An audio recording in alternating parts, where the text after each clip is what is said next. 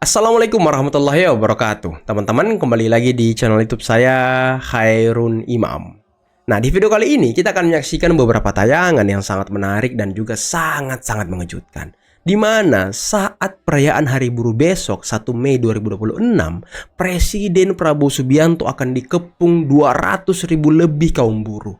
Tapi apakah Presiden akan gentar? Tentu tidak, teman-teman. Beliau akan menghadapi kaum buruh, bahkan akan ikut aksi bersama dengan kaum buruh. Dan ini sejarah tercipta, teman-teman. Setelah sebelumnya hanya Presiden Soekarno yang pernah melakukan hal yang sama. Dan di aksi buruh nanti, Presiden akan menyampaikan pidatonya dan memberikan kado hadiah yang terbaik buat para buruh. Apa itu? Nanti kita simak videonya. Karena sebelumnya, Presiden sudah mengangkat Marsinah menjadi pahlawan nasional dan membuat Museum Marsinah yang mungkin ini bisa menjadi monumen ataupun bisa menjadi pengingat bagi kita semua bahwa ada pahlawan kaum buruh yang bernama Marsinah. Tapi ternyata, teman-teman, antek-antek asing ataupun orang-orang yang ingin melihat ekonomi kita hancur sepertinya tidak senang ketika pemerintah itu akur dan akrab dengan kaum buruh. Ya, salah satu contohnya antek-antek Soros, ya kan? Dan juga hati-hati, akan ada penumpang gelap di aksi buruh nanti. Siapa itu? Nanti kita simak videonya. Tapi sebelum kita mulai, jangan lupa like, subscribe, dan share. Dan tanpa perlu berlama-lama lagi, mari kita mulai videonya berikut ini. Guys, hati-hati. Ada yang mau menunggangi dan membuat ricu aksi damai May Day nanti. Masih ingat Agustus tahun lalu? Ya, polanya seperti itu. Masyarakat banyak disulut emosinya dengan hal-hal yang belum tentu benar. Hingga yang tadinya aksi damai dapat dengan mudah ditunggangi oleh kepentingan lain. Yang dapat aliran dana asing misalnya. Postingan yang dibuat serius ini salah satu contohnya. Ketimpangan kekayaan adalah tantangan global bukan hanya terjadi di Indonesia. Dan ini hampir terjadi di semua negara. Dan angka yang ditampilkan oleh Salius perlu kita pahami konteksnya dengan utuh. Kekayaan itu tidak melulu berbentuk uang tunai. Tapi kebanyakan bentuknya adalah aset dan usaha yang memperkerjakan jutaan rakyat Indonesia. Jadi kita harus tetap fokus dan jangan sampai kegiring lagi. Hati-hati, banyak antek Soros. Ini mahasiswa yang pinter-pinter banget ini mau ngapain sih sebenarnya? Di saat aktivis buruh sesungguhnya itu Pak Jumhur Hidayat udah apresiasi pemerintah karena mendengarkan dan akan memenuhi tuntutan-tuntutan buruh seperti ratifikasi Konvensi 188 Organisasi Perburuhan Indonesia tentang perlindungan nelayan, pengesahan UU PPRT, pengetatan regulasi outsourcing, dan juga pembentukan Satgas PHK. Dan buruh-buruh ini sepakat untuk melakukan aksi damai bersama-sama di Monas. Ini mahasiswa-mahasiswa ini ngapain? Mau sok-sokan memanfaatkan hari buruh, padahal mereka juga kebanyakan belum pernah merasakan jadi buruh. Dan di posternya itu melakukan provokasi bahwa aksi mereka harus bereskalasi dari tanggal 1 sampai tanggal 4. Wow, ini adik-adik 4 mahasiswa ini hari. sebenarnya kepentingan siapa sih yang dijalanin? Apalagi kalau mereka maksa demo di atas jam 18.00, yang mana itu jelas melanggar peraturan di negeri ini, dan fakta sejarah, kerusuhan itu selalu terjadi malam. Benar. Jadi, kalau ada kerusuhan, faktor utamanya adalah pendemo yang melanggar aturan melebihi batas waktu 18.00. Kalau mereka pulang, maka kerusuhan nggak terjadi. Kalau ada demo mahasiswa atau siapapun di atas jam 18.00, mereka bukan bertujuan untuk memperbaiki bangsa ini. Mereka cuma pengkhianat bangsa, pengen mau bikin rusuh, pengen keren-kerenan, atau ingin menjalankan agenda politik, preferensi politik, kepentingan pribadi, atau kepentingan orang-orang yang meminta mereka untuk demo. Please, kita yang waras jangan mau diprovokasi, jangan mau dijadikan pion untuk mengkhianati bangsa sendiri. Setuju nggak? Coba komen, follow juga boleh. Pemerintah ingin menegaskan satu hal, bahwa posisi pemerintah bukan berhadapan dengan pekerja atau buruh, melainkan berdiri bersama dengan pekerja dan buruh. Negara hadir sebagai pelindung pekerja sekaligus penjaga keberlanjutan lapangan kerja. Sebagai bentuk komitmen tersebut, Presiden Prabowo insya Allah diagendakan hadir pada puncak peringatan Hari Buruh Nasional 2026 yang akan diselenggarakan di Monumen Nasional Jakarta. Pak, kenapa sih pahlawan nasional nggak ada dari kaum buruh? Saya tanya, kalian ada saran nggak? Coba kalian berembuk, usulkan pahlawan dari kaum buruh. Dan mereka sampaikan, Pak, bagaimana kalau Marsinah, Pak? Marsinah jadi pahlawan nasional. Asal seluruh pimpinan buruh mewakili kaum buruh sepakat, saya akan mendukung Marsinah menjadi pahlawan nasional. Ahli waris almarhumah Marsinah, tokoh dari Provinsi Jawa Timur. Pahlawan Langsung bidang perjuangan dikabulkan. sosial dan kemanusiaan, Marsinah adalah simbol keberanian, moral, dan perjuangan hak asasi manusia dari kalangan rakyat biasa. Lahir di Desa Ngunjo, Nganjuk, Jawa Timur, ia tumbuh dalam keluarga petani miskin yang menanamkan nilai kerja dan keadilan sosial. Presiden Prabowo Subianto dijadwalkan meresmikan Museum Marsinah pada 1 Mei 2026, bertepatan dengan peringatan Hari Buruh Internasional. Informasi ini disampaikan langsung oleh Presiden Konfederasi Serikat Pekerja Seluruh Indonesia atau KSPSI, Andi Gani Nenewea, usai pertemuan bersama Kapolri Listio Sigit Prabowo di Tangerang. Nantinya rangkaian acara dimulai dari perayaan May Day di kawasan Monas, Jakarta. Setelah itu, Presiden akan bergerak ke Nganjuk, Jawa Timur untuk meresmikan Museum Marsinah. Museum Marsinah bukanlah sekedar bangunan. Ini adalah simbol penghormatan terhadap perjuangan Marsinah, sosok buruh perempuan yang menjadi ikon perlawanan terhadap ketidakadilan. Marsinah dikenal vokal memperjuangkan hak pekerja di tempatnya bekerja. Namun, perjuangannya berujung tragis. Ia hilang pada 5 Mei 1993 dan ditemukan meninggal 3 hari kemudian. Diduga akibat penganiayaan berat. Hingga kini kasus kematiannya masih menyisakan tanda tanya besar. Tahun lalu Presiden Prabowo menganugerahi Marsinah dengan gelar pahlawan nasional, sejajar dengan tokoh besar seperti Abdurrahman Wahid dan Soeharto. Kini, lewat hadirnya Museum Marsinah, negara ingin memastikan bahwa sejarah perjuangan buruh tidak dilupakan.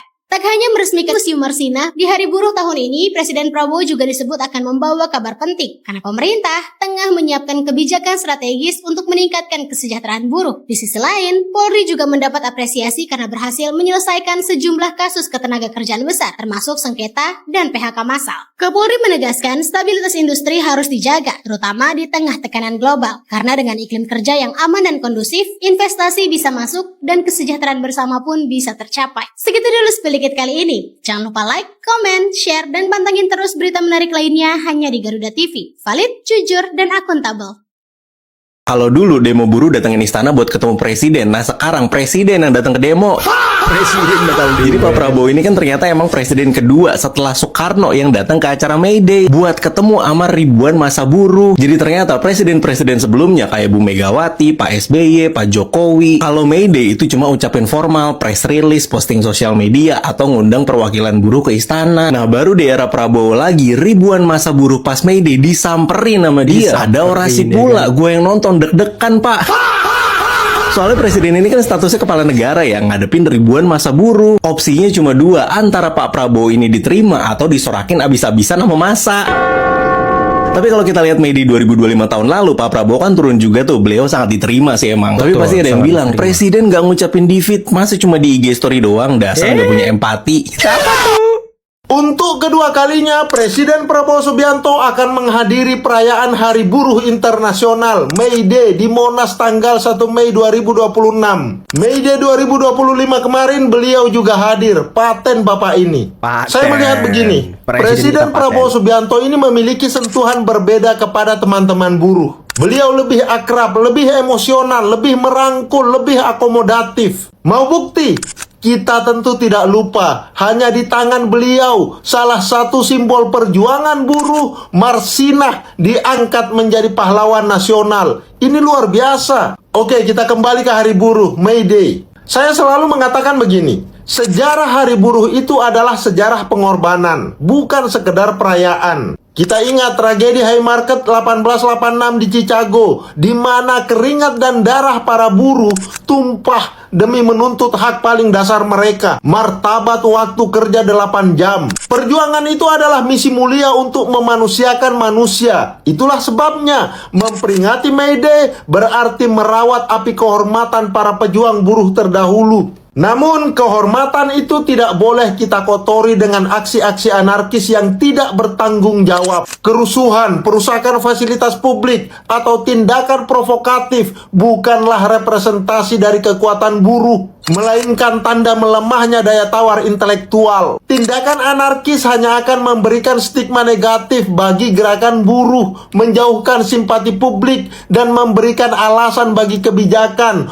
untuk menjadi represif. Rencana kehadiran Presiden Prabowo Subianto di Monas tahun ini harus kita baca sebagai momen gencatan senjata ego. Rencana kehadiran beliau adalah sinyal bahwa negara siap membuka telinga. Namun sinyal ini akan sia-sia jika kita menyambutnya dengan kegaduhan tanpa isi. Saya pikir sudah saatnya kita melakukan revolusi paradigma. Gerakan buruh di Indonesia harus bertransformasi dari sekedar aksi jalanan menjadi aksi pemikiran. Jangan lagi hanya berteriak menolak, tapi datanglah dengan narasi kajian. Apa masalahnya? Di mana letak ketimpangannya? Dan apa solusi teknis yang ditawarkan? Lawan ketidakadilan dengan data, bukan dengan batu. Komunikasi yang efektif di meja perundingan jauh lebih mematikan bagi kebijakan yang zolim daripada kepulan asap ban di jalanan. Aksi yang tertib dan kondusif adalah cerminan dari kekuatan mental. Kita harus menunjukkan bahwa buruh Indonesia bukan hanya alat produksi, melainkan otak pembangunan. Jika kita mampu menggeser gaya lama yang reaktif menjadi gerakan yang proaktif dan solutif, maka buruh tidak lagi hanya berdiri di pinggir jalan menyaksikan pembangunan, melainkan duduk di kursi kendali dalam menentukan arah Indonesia maju. Sekali lagi, mari kita jaga May Day sebagai hari yang sakral. Tetaplah kritis sebagai penjaga nalar keadilan, namun jadilah kontributif sebagai pemegang kunci solusi. Jangan biarkan anarki membakar perjuangan mulia kita. Biarkan substansi yang memenangkan masa depan. Thank you. Nah, ini penting teman-teman. Jangan biarkan anarki merusak perjuangan para buruh. Dan ya bisa saja aksi para buruh ini nanti ditunggangi oleh oknum-oknum tertentu, oleh kelompok-kelompok tertentu yang memang selama ini ingin melihat bangsa kita tercerai-berai, terpecah belah, ingin melihat bangsa kita berantem satu sama lain, seperti politik divide et impera yang selalu diingatkan oleh Presiden Prabowo Subianto. Dan mungkin kalian masih ingat beberapa waktu yang lalu kan sempat tuh ada aksi besar yang akan dilakukan oleh buruh. Dan ini bertepatan dengan aksi besar yang dilakukan oleh mahasiswa. Nah, sampai-sampai buruh ini menunda aksinya loh. Saking mereka tidak maunya ditunggangi ataupun aksinya ini disusupi oleh oknum-oknum tertentu. Nah, ini bahaya teman-teman. Apalagi tadi kita sudah lihat poster dari BMSI yang katanya mereka akan aksi 1 sampai tanggal 4 Mei. Ini untuk apa coba? Ya kalau sampai tanggal 2 mungkin masuk akal ya. 1 Mei kan May Day, 2 Mei kalau nggak salah itu Hardiknas, Hari Pendidikan Nasional. Memang di situ selalu ada aksi. Dan waktu mahasiswa saya juga sering ikut aksi tanggal 1 dan tanggal 2, bukan sampai tanggal 4. Nah ini kalau mereka mau aksi sampai tanggal 4, ini aksi apaan ini? Ini kan perlu dipertanyakan teman-teman. Kita perlu cermat mengamati gerakan-gerakan yang sekarang terjadi di pemerintahan Presiden Prabowo Subianto. Karena lembaga-lembaga peneliti seperti Celios dan kawan-kawannya itu mulai gencar menyebarkan narasi-narasi ataupun penelitian-penelitian yang ya kalau kita secara secara awam ini bisa menakut-nakuti masyarakat, bisa menjadi bahan untuk menyulut kemarahan masyarakat. Nah ini bahaya teman-teman. Dan siapa yang membayar mereka? Ya kalian sudah tahulah siapa yang membayar lembaga-lembaga peneliti ini, LSM-LSM ini untuk mengkritik pemerintah, untuk menyebarkan narasi-narasi negatifnya, narasi-narasi propagandanya. Ini kan ngeri teman-teman. Dan mungkin kalian masih ingat juga aksi di Agustus kemarin di tahun 2025 yang sampai memakan korban dan banyak sekali gedung-gedung yang dibakar. Nah, jangan sampai itu terulang di aksi May Day nanti. Apalagi nanti kan Presiden sudah komitmen akan hadir. Dan tentu beliau akan memberikan hadiah atau kado yang terbaik buat para buruh. Yang tentunya mungkin ini sudah dinanti oleh para buruh. Ya kita doakan semoga negara kita selalu dalam kedamaian, selalu dalam kerukunan, jangan sampai terpecah belah karena ulah oknum-oknum atau antek-antek asing. Oke, mungkin cukup sekian dulu video kali ini. Jangan lupa like, subscribe, dan share videonya. Akhir kata, billahi taufiq wal hidayah. Assalamualaikum warahmatullahi wabarakatuh. Bye-bye.